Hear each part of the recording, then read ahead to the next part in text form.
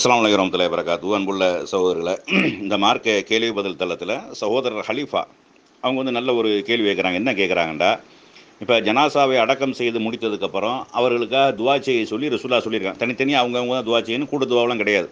கூட்ட உட்காந்து தல்கீன் ஓதுறதோ அல்லது இமாம் துவா ஓதி மற்றவங்க ஆமீன் சொல்கிறோம், அந்த மாதிரியான ஒரு காரியங்கள் அது இல்லவே இல்லை.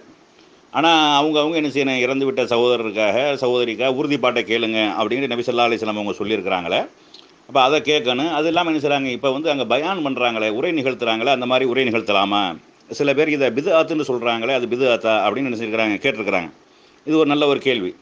பொதுவாக நபி ஸல்லல்லாஹு அலைஹி வஸல்லம் அவர்கள் மக்கள் சந்திக்கக்கூடிய எந்த இடமாக இருந்தாலும் மக்களுக்கு உண்டான அறிவுரைகளை என்ன செஞ்சுருக்கிறாங்க, எல்லா இடத்துலையுமே சொல்லியிருக்கிறாங்க. அது எந்த இடம்னு பாகுபாடு இல்லாமல் எல்லா இடத்துலையுமே ரசூல் ஸல்லல்லாஹு அலைஹி வஸல்லம் அவர்கள் மக்களுக்கு அறிவுரை சொல்லியிருக்கிறாங்க. குறிப்பாக நபி ஸல்லல்லாஹு அலைஹி வஸல்லம் அவர்கள் கபூரில் நின்று கொண்டு என்ன செஞ்சுருக்காங்க, மக்களுக்கு உபதேசம் பண்ணியிருக்கிறாங்க. நபி ஸல்லல்லாஹு அலைஹி வஸல்லம் அவங்க தன்னுடைய தாயாருடைய அடக்க ஸ்தலத்துக்கு என்ன செய்கிறாங்க, சந்திப்பதற்காக ஜியாரத்து செய்வதற்காக அல்லாட்ட அனுமதி கேட்குறாங்க. அல்லாஹ் அனுமதி கொடுத்துட்றான். அங்கே போய் என்ன செய்கிறாங்க, அழுகுறாங்க. அழுதா சஹாபாக்கள் என்ன செய்கிறாங்க, அழுகுறாங்க.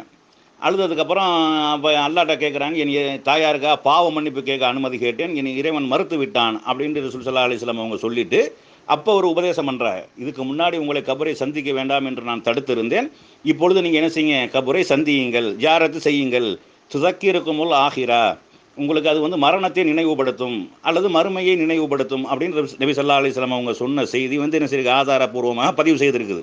அப்போ இந்த உபதேசத்தை ரசூல் ஸல்லல்லாஹு அலைஹி வஸல்லம் அங்கே கபூர்லன்ட்டு செய்கிறாங்க. நீங்கள் கபரஸ்தானுக்கு போங்க, அங்கே சந்தியுங்க, அது உங்களுக்கு மரணத்தை நினைவுபடுத்தும், மறுமையை நினைவுபடுத்தும் என்று ரசூல் ஸல்லல்லாஹு அலைஹி வஸல்லம் அவங்க சொன்னதின் அடிப்படையில் இந்த மாதிரியான நபர்கள் மௌத்தா போனதுக்கப்புறம் அங்கே இருக்கக்கூடிய மக்களுக்கு அந்த மரண சிந்தனை, அந்த மறுமை சிந்தனை, உலக வாழ்க்கையில் நம்ம எப்படி வாழணும் அப்படிங்கிற மாதிரியான உபதேசங்கள் பண்ணலாமா என்றால் பண்ணலாம். ஏன்னா ரசூல் ஸல்லல்லாஹு அலைஹி வஸல்லம் அங்கே வச்சு சொல்லியிருக்கிறாங்கல்ல, நீங்கள் கபரை சந்திங்க, நீங்கள் அது உங்களுக்கு மரணத்தை நினைவுபடுத்தும், மறுமையை நினைவுபடுத்தும், இதுக்கு முன்னாடி நான் உங்களுக்கு தடுத்திருந்தேன், இப்போ நான் உங்களுக்கு அனுமதிக்கிறேன், இப்படியான உபதேசங்கள் என்ன செய்கிறாங்க, செஞ்சுருக்கிறாங்க.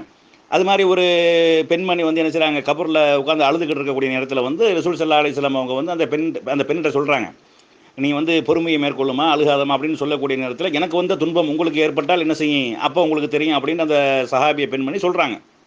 அப்போ போனதுக்கப்புறம் அவங்கள்ட்ட பேசுனது யாருன்னு தெரியுமா, அதான் அல்லாஹ்வுடைய தூதர் அப்படின்னு சொன்னதுக்கப்புறம் அப்போ என்ன செய்கிறாங்க, ரசூலுல்லாஹ்ட்ட அவங்க மன்னிப்பு கேட்டார்கள் என்ற செய்தியை சொல்கிறாங்க. அப்போ ரசூல் அப்பையும் சொல்கிறாங்க, அந்த பொறுமை என்பது துன்பம் ஏற்படக்கூடிய அந்த நேரத்தில் வரக்கூடியது தான் பொறுமை என்று சொல்லி உபதேசம் பண்ணியிருக்கிறாங்க. உபதேசம் என்பது எல்லா சந்தர்ப்பங்களையும் நபி ஸல்லல்லாஹு அலைஹி வஸல்லம் அவங்க செஞ்சுருக்கிறாங்க. அதனால் மக்கள் ஒன்று கூடக்கூடிய இடங்களில் அது ரெண்டாவது கபரஸ்தானம் இருக்கக்கூடிய இடத்துல மறுமையை பற்றி இந்த மாதிரி நமக்கு முன்னாடி வாழ்ந்தாங்க, அவங்க இப்படி எல்லாம் இருந்தாங்க, எத்தனையோ பேர் நமக்கு முன்னாடி மௌத்தா போயிட்டாங்க, நமக்கு மரணம் இருக்குது, அதனால் என்ன செய்யணும், உலக வாழ்க்கையை நம்ம பயனுள்ளதாக ஆக்கி கொள்ளணும், அல்லாஹ்வை அஞ்சி வாழணும், அவங்க தூதர் காட்டிய அடிப்படையில் வாழணும் போன்ற உபதேசங்கள் செய்யலாமா என்றால் செய்யலாம். அது மார்க்கத்தில் பிதுஅத்து கிடையாது. நபி ஸல்லல்லாஹு அலைஹி வஸல்லம் அவர்கள் உபதேசம் பண்ணியிருக்கிறாங்க. இன்னும் எல்லா சந்தர்ப்பங்கள்லையும் எப்போ எல்லாம் மக்கள் ஒன்று கூடக்கூடிய இடமா இருக்குதோ அங்கெல்லாம் உபதேசம் பண்ணக்கூடியவராக ரசூல் ஸல்லல்லாஹு அலைஹி வஸல்லம் இருந்தார்கள். அதனால் அந்த கபரஸ்தானில் வச்சு உரை நிகழ்த்துவது என்பது, மக்களுக்கு அறிவுரை சொல்வது என்பது, மக்களுக்கு மரண சிந்தனையை ஏற்படுத்துவது என்பது, மறுமை சிந்தனையை ஏற்படுத்துவது என்பது எந்த வகையிலும் தவறு கிடையாது என்பதை என்ன செய்கிறோம், சகோதரருக்கு சொல்லிக்கொள்கிறோம்.